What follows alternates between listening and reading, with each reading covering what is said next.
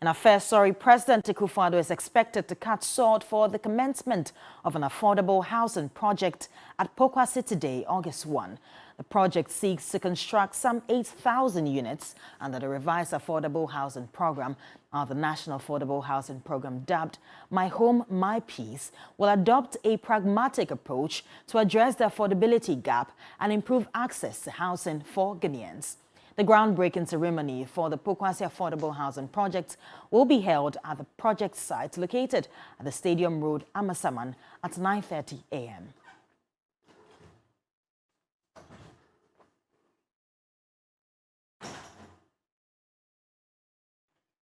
Now, government has established an export trade house in Kenya to promote made-in-Ghana products in line with the Africa Continental Free Trade Area. This is also to support critical institutions, deepening their interactions with private sector and spur growth as the economy recovers. Let's hear from the Finance Minister, Ken Ofori-Atta.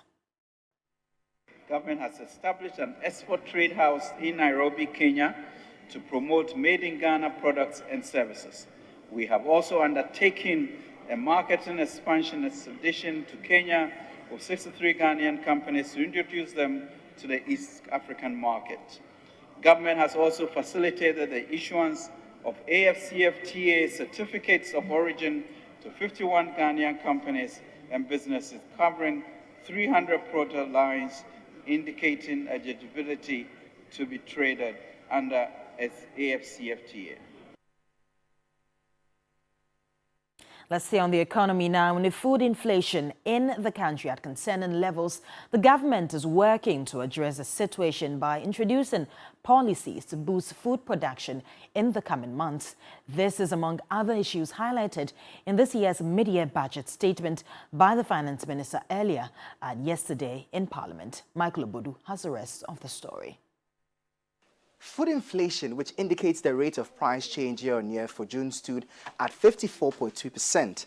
The impact of inflation was further highlighted in the World Bank 2022 report on Ghana, which indicated that the phenomenon put some 850,000 Ghanaians into poverty, while 7.7 million Ghanaians were labeled as food insecure, with the numbers expected to remain high throughout 2023. Despite these concerns, the government reviewed its inflation target for the year upwards to 31.3% from a previous 18.9%. Primary balance on commitment basis of a deficit of 0.5% of GDP compared to a surplus of 0.7% of GDP, aligning with IMF-supported primary balances. Gross international reserves sufficient to cover at least 0.8 months of imports of goods and service by 2023. Even though the Finance Minister indicated that the country's economy had turned the corner for this year, he announced a downward revision of the growth target for the year. Key revisions to the macro fiscal target for 2023 year include: 1. Overall real GDP growth rate of 1.5% down from 2.8%. Non-oil revenue GDP growth rate of 1.5% down from 3%. The World Bank had, among others, proposed policies to enhance the agricultural sector as a means to tackle food inflation, and it appears the government took heed to some of the suggestions. Government is finalizing PFJ Phase 2 to ensure a more efficient and targeted support for the agricultural sector. Many had expected a review of some taxes in the mid-year budget review, like the e-levy, the COVID-19 levy, especially as the World Health Organization had announced an end of the pandemic, a scrapping of taxes on sanitary pads, among others. But they were left disappointed as the Finance Minister was silent on these issues, maybe an indicator that desperate times do require desperate measures. Michael Obodu. Meanwhile, an economics expert and lecturer at the University of Ghana, Professor Lord Mensah, thinks the Finance Minister's predictions about the economy recovering are uncertain. He pointed out that the actual situation on the ground showed other signs and much more cost-cutting is required to really turn the economy around. It tells you that even to the level where there's an improvement, we still cannot have a good impact of this in the economy. Let me come to the inflation. Inflation was hovering around 52 point something. And now we're talking about 40-something%, which is still way above, the treasury bill rate. So all investors who are rushing to put their money in treasury bills are recording negative real value because their purchasing power is being wiped out by inflation. And the finance minister has indicated that by the end of the year, we should see inflation, around 39%, and which tells you that indeed, even by the end of the year, investments may not realize positive, real value. So, well, per numbers, it is an improvement. But then if you are looking at the economic impact, it is not an improvement because it hasn't changed, the dimensions or the directions of the economy. I know it's going to take some time anyway, but, if you look at the numbers, you can say, yes, we've leaped in a positive direction. Reduction in inflation is a good signal. Right. Interest rate, for instance, treasury bill, went above, way somewhere 36 point something. But then now we're talking about 30% thereabout, which in itself is a sign that, yes, the interest rate is improving. But does it, make someone who needs funds comfortably walk to the bank and say, I'm going to borrow at a lower cost? That's not the case. Even liquidity is a problem. So from where I sit, in terms of numbers, all these indicators have improved. But looking at economic impact, I can say it's too early. And those numbers or those improvements are not going to make any economic impact.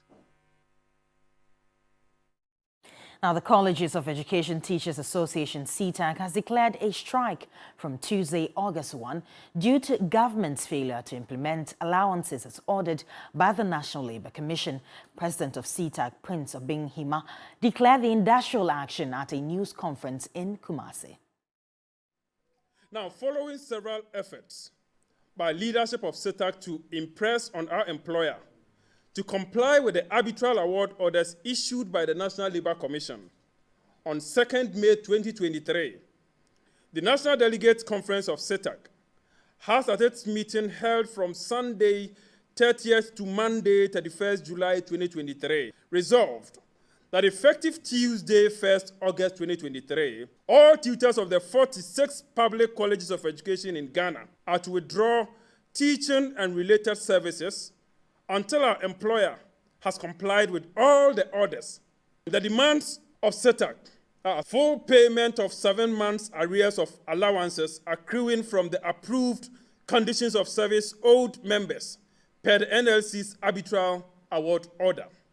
Payment of 1 month's salary to each member of CTAC as compensation for additional duty performed in the year 2022 as ordered by the NLC. Publication of the report of the staff audit and subsequent extension of public universities' rate of allowances to deserving members of CTAC per the NLC's arbitral award order.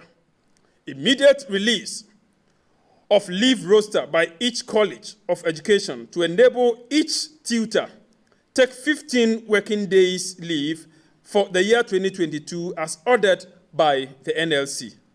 Unconditional cancellation of the killer all year-round academic calendar, effective 2023-2024 academic year. We want to serve notice to the government that enough is enough. Yes. We have gone through this suffering for far too long, and we believe that the college teacher deserves better.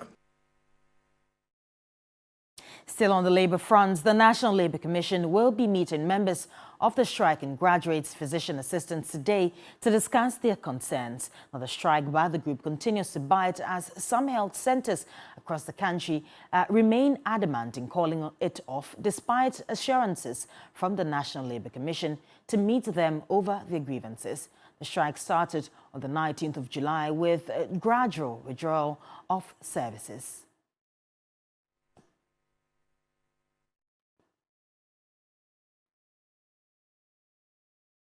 Now to one of our headline stories, and some victims of the Apiatse disaster have not received compensation after a year and 7 months. They claim that the police charges them 90 cedis each for accident reports, making it a significant challenge. Spokesperson for the Apiatse Relief Committee, Thaiwo Kwashi Aduja, has been sharing their experience.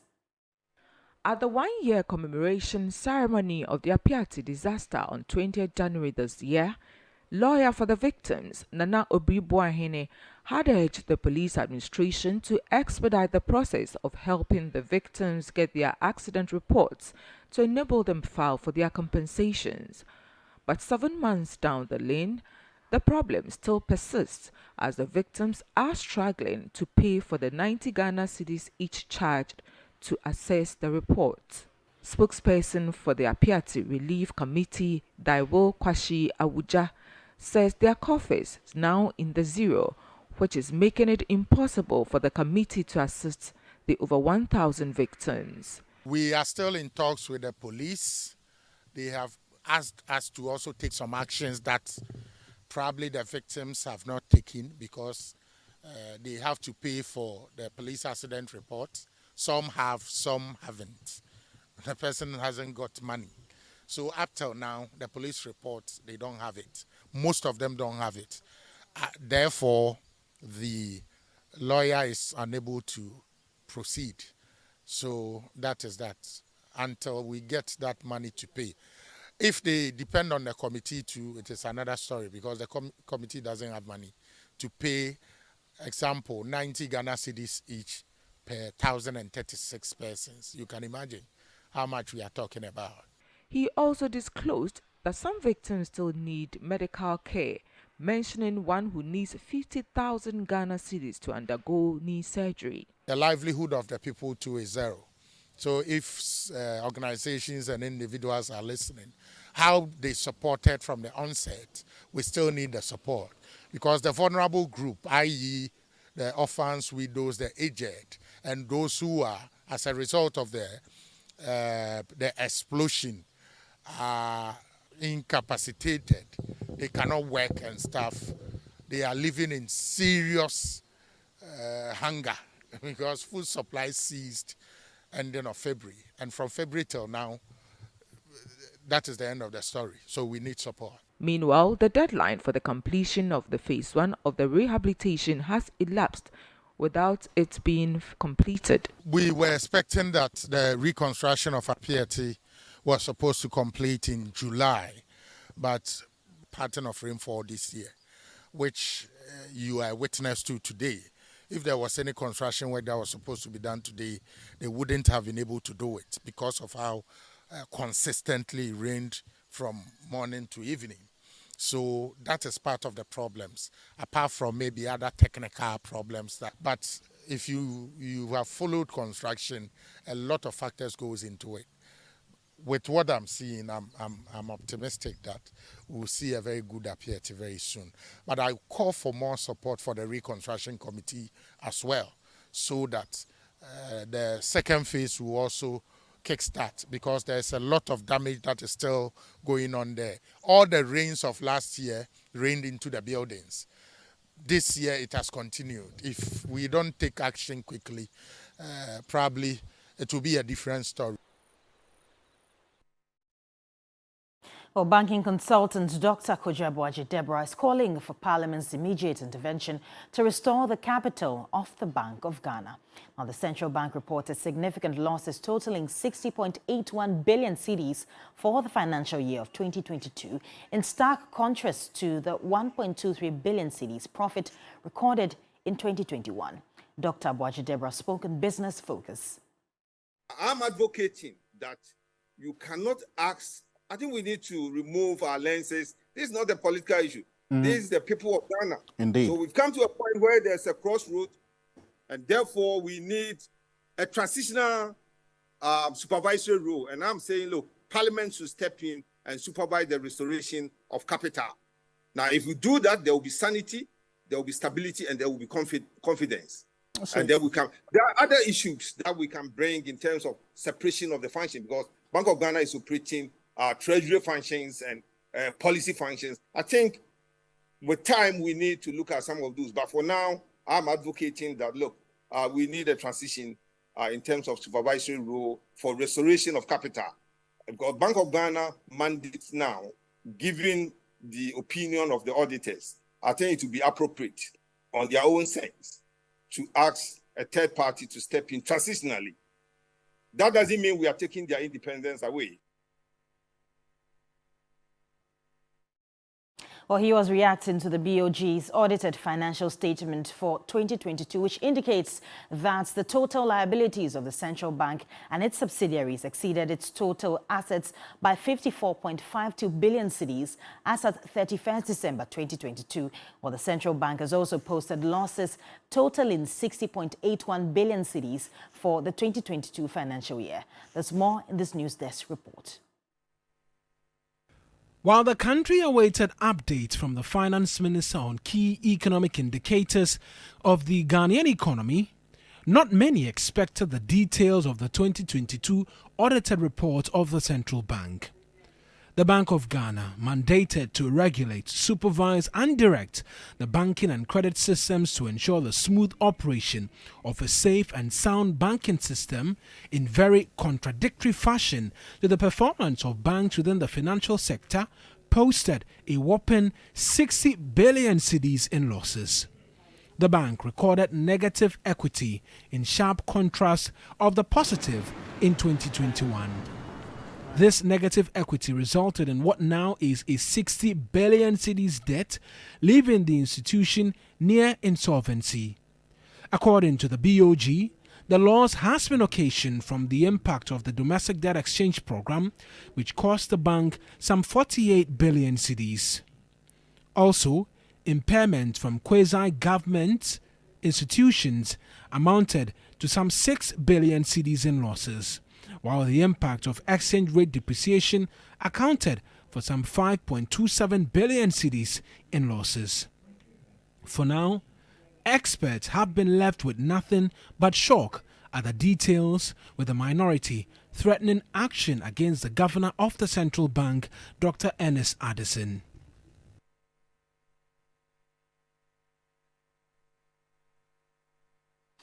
Now, on the international front, at least 6 people, including a 10-year-old girl and her mother, have been killed by a Russian missile strike on the Ukrainian city of Kyiv. Now, officials said that 75 others, including 25 children, were injured when missiles slammed into a residential high-rise building early on Monday. Regional governor declared a day of mourning for those lost. Now, the home city of President Volodymyr Zelensky in Kyiv has been a consistent target for Russian strikes. In June, 11 people died and 28 were injured in the city after Russia launched a massive missile attack on civilian buildings.